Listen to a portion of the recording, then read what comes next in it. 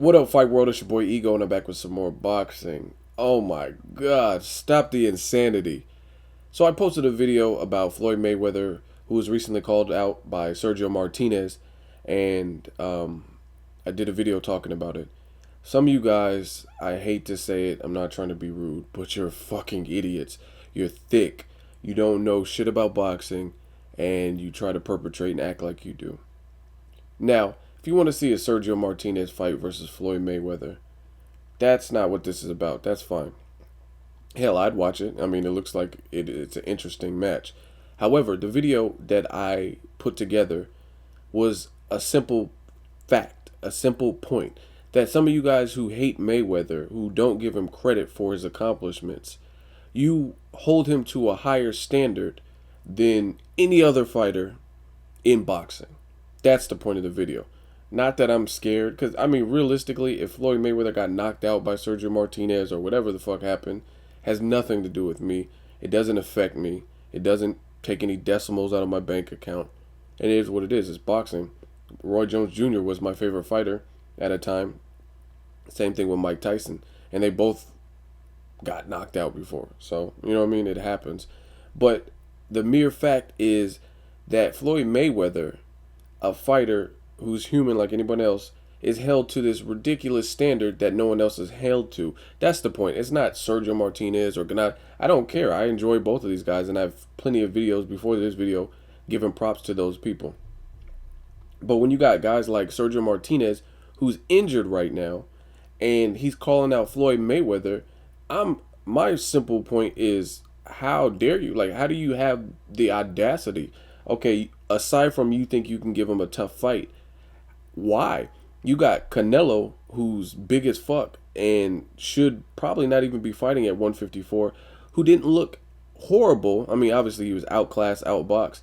And why are you not calling him out? He's still a fighter. He only has one loss, one blemish on his record. He has a huge fan base. You guys are acting like Sergio Martinez is this pay-per-view king. Realistically, I don't even know a time where he headlined a pay-per-view other than the Chavez Jr. fight, and that was because Chavez Jr. was the one that had the huge fan base, and it was like on Mexican Independence Day weekend last year. So when is the last time Sergio has been a pay-per-view star? You guys are saying this fight will sell so much. What has Sergio Martinez done recently? Like I said, at a point in time, he looked very tough to beat. Kelly Pavlik, when he fought people like that. But what has he done in his recent fights? He's been knocked down in like the Darren Barker Macklin, the Chavez Jr. He almost didn't recover from that after he thoroughly outboxed and outclassed Chavez Jr.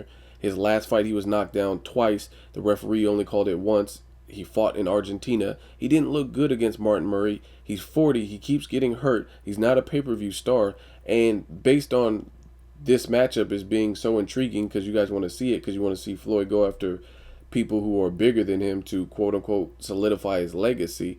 But again, he's held to a different standard. The bar is up here for Floyd Mayweather. Well, you guys can't see because you're not here. Thank God, because I wouldn't want to be near some of you guys are idiots.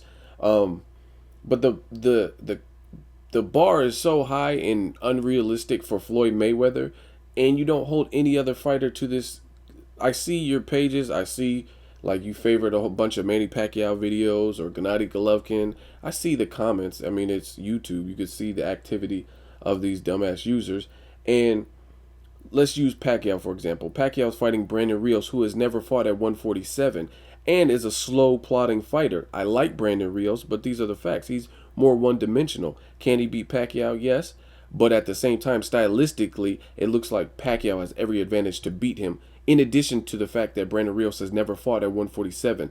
But I guarantee you, if Pacquiao demolishes Brandon Rios in the same fashion he did Margarito, you guys are going to be like, Pacquiao's the greatest thing since sliced bread. Even though he's one fight removed from being knocked out by Marquez, and he has all the tools stylistically, the speed, he's been fighting at the higher weight, etc., experience, to beat Brandon Rios. But you'll give him all the credit in the world. Floyd Mayweather fights Canelo at a catch weight, which really doesn't matter because he couldn't even make the catch weight the night of the fight, and Canelo outweighed him by 15 pounds, was undefeated, was a unified champion, and makes it look easy, makes Canelo look like a sparring partner, yet he doesn't get any type of credit for that. But you guys will give Manny Pacquiao credit if he runs through Brandon Rios. I hope Rios takes his fucking head off just for the simple fact that you fans are stupid. I have nothing against Pacquiao, but I want to see the underdog win in that fight. And it's just amazing to me that these fighters like Gennady Golovkin, who I really like, I'm going to tune in. Who has he really beat? Like, he hasn't even beat the top middleweights out there. He looks like he's on a destructive path and he can do it, but as of right now, who has he beat? Ashita, a career 154 pounder, Gabriel Rosado, a career 154 pounder who moved up and didn't get knocked out. But you give him credit for that. You say, oh, Gennady Golovkin's a monster, because he did that. He is a monster, because they're still humans, they're still fighters, and at the end of the day, they're trying to beat you. But at the same time, you guys give Gennady Golovkin all the credit in the world for beating these guys who came up in weight. But when Mayweather comes up in weight, you don't give him credit. And again, it's funny to me that you guys aren't realistic. So Gennady Golovkin doesn't need to move up to fight Andre Ward. Sergio Martinez doesn't need to move up to fight Andre Ward, let alone fight the people in his own fucking division. Sergio Martinez, whether you say, oh, he couldn't get a fight at 154, he's 40 years old and he hasn't fought at 154 in quite some time. So, for whatever reason, he vacated the 154-pound division and moved up. And that's where he's been fighting at 160. So, now all of a sudden he wants to, at 40, jump back down to fight a person who can't even make 154 legit on the scales. And Sergio Martinez, to solidify his legacy, doesn't need to move up to fight Gennady Golovkin, or excuse me, to fight like an Andre Ward, or he's not even fighting the people in his division. And he's off of a tough fight with Martin Murray. Like, how does that add up? Like, there's no way you could slice it other than pure hatred for Floyd Mayweather, or wanting to see him pitted against someone who's bigger than him to see if he can pull it off. But it's funny that you guys give all these other guys credit. Like I said, Sergio Martinez, there's Peter Quillin out there. Daniel Gill didn't look bad against Darren Barker. Darren Barker didn't look bad in the fight. Give him a rematch. Sergio Martinez, obviously a fight everyone wants to see. Gennady Golovkin. But you want to take the person who can't even make 154 and meet him, drop down and meet him there, where you obviously are going to have a size advantage, but you're not willing to move up to fight Andre Ward or even fight the toughest people in your division. Like, come on, how does that even remotely make sense? And you guys are giving credit for this. You guys are like, yeah, this makes sense to me. Now, this could be a tough fight if they were to ever fight, which I highly doubt, because Sergio Martinez is really an HBO fighter, and Mayweather obviously moved over to Showtime. But it's funny. I really have a laugh hearing some of your comments. And what you guys fail to realize is you try to shit on Mayweather, but you're actually inadvertently giving him props. You're basically saying he has to move up to 160 because nobody in his weight class can beat him. Nobody at 147. You guys are skeptical if there's anyone at 154 that can beat him. So now he has to fight a power punching the biggest puncher at 160, which is probably Gennady Golovkin at the moment, or someone who's bigger and been fighting bigger dudes like Sergio Martinez. Like I said, it's really, at this point, it's comical.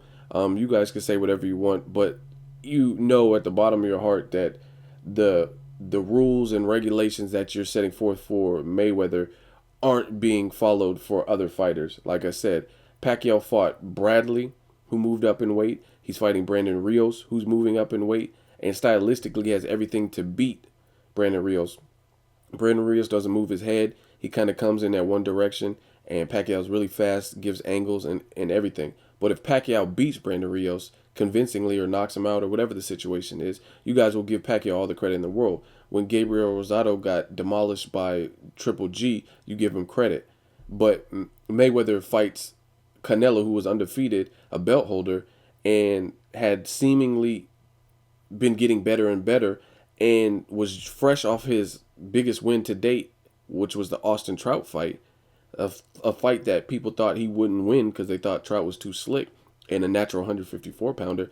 And Mayweather just made it look easy, and you guys don't give him props for that. So, like I said, fair is fair. You can say whatever you want, that flow-mo bullshit. I just keep it real and give it to you fair. Like I said, you guys aren't the ones that are objective. Some of you, I hate to generalize, but some of you guys, you're not realistic. Like I said, you want to see Mayweather, who's been dominant for 17 years and is the number one pound for pound guy and generates the most money in the sport and the highest paid athlete.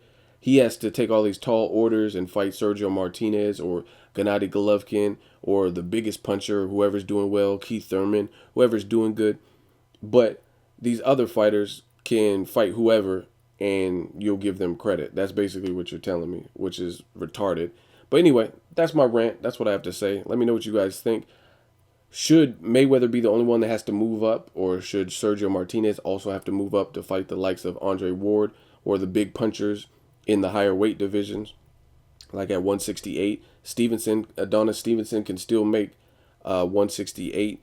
He moved up to 175 to fight Chad Dawson, but I'm pretty sure he can make 168 because that's the weight he was fighting at. So why doesn't Sergio Martinez, to solidify his legacy, need to move up and fight the big puncher at 168, which is Adonis Stevenson or Bika? I don't understand it.